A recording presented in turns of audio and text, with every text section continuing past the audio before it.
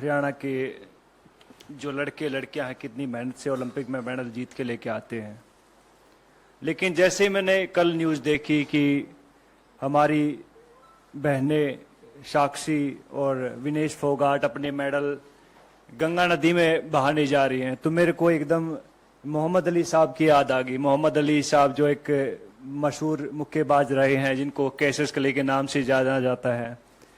जब उनके ऊपर जब यूएस में गोरे काले की नीति चल रही थी और उनको एक रेस्टोरेंट में दाखिल नहीं होने दिया जा रहा था कि उन्हें बताया कि मैं ओलंपिक गोल्ड मेडलिस्ट हूं, तो उन्होंने उसको बाहर फेंक के मारो, बोला कि तेरे जैसे ओलंपिक मेडलिस्ट बहुत आते हैं।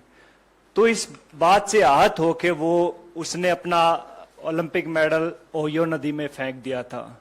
उसके बाद जो क्रांति आई थी पूरे यूएस में, और आप देख सकते हैं कि यूएस दुनिया का सबसे नंबर 1 मुल्क है, तो ऐसे लोगों की वजह से वहां के लोगों ने उन लोगों का साथ दिया कि भैया नहीं, रंग भेद नहीं है, हमें नहीं अलाउड है। लेकिन हमारे यहाँ उल्टा होता है। हमारे यहाँ जब हमारी बहनें ओलंपिक मेडल नदी में फेंकने जाती हैं तो वहां सबसे पहले उनका मजहब पूछा जाता है, हिंदू हैं या मुस्लिम हैं। चलो हिंदू हैं। फिर उनको कास्ट में बांट दिया जाता है, अच्छा तुम जाट हो, अच्छा ये वो है, ये वो है, ये वो है।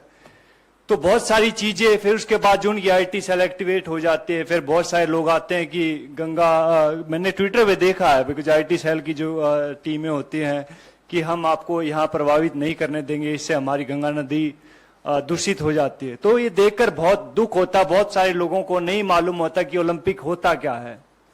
आप लोगों को भी नहीं मालूम होगा, बहुत सारे नेता लोग हैं उनको भी नहीं मालूम कि ओलंपिक होता क्या है।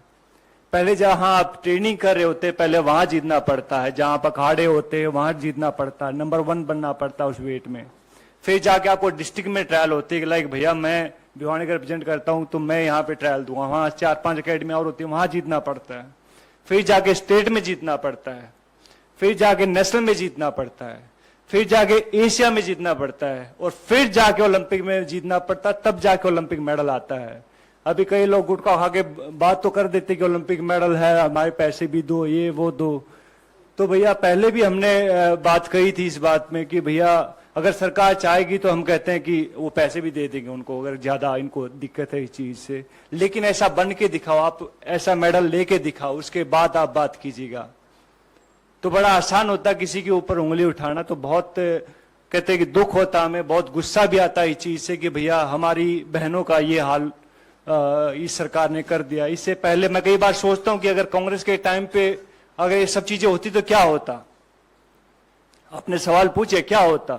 सबसे पहले आई थिंक उसको मिनिस्टर को हटाया जाता, जो भी उसका सदस्य है, जो जहां तक मुझे मेरी सोच है, बिकॉज मैंने राजनीति को जब तक समझ आई है तब तक मैंने बहुत देखा, कांग्रेस को बहुत करीब से देखा है, और अभी मैं बीजेपी को देख रहा हूं तकरीबन 8-9 साल से।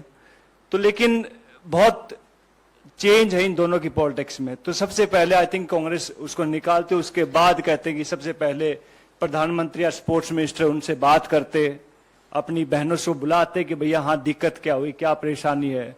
बहुत सारे लोग कभी कुछ बोलते रहते हैं, लेकिन हम उनके साथ थे, आगे भी हैं और आगे भी रहेंगे। तो मैं चाहूंगा कि विनेश और साक्षी को कहते कि आप लोग सब उनका साथ दें। मीडिया बहुत जरूरी है। आप लोग कहते कि संविधान का चौथा स्तंभ है, तो आप चाहूंगा कि उनको जो सही को सही दिखाएं, गलत को गलत दिखाएं, और मैं हमेशा उनके साथ हूं भैया, एक हरियाणवी होने के नाते, एक ओलंपिक मेडलिस्ट होने के नाते।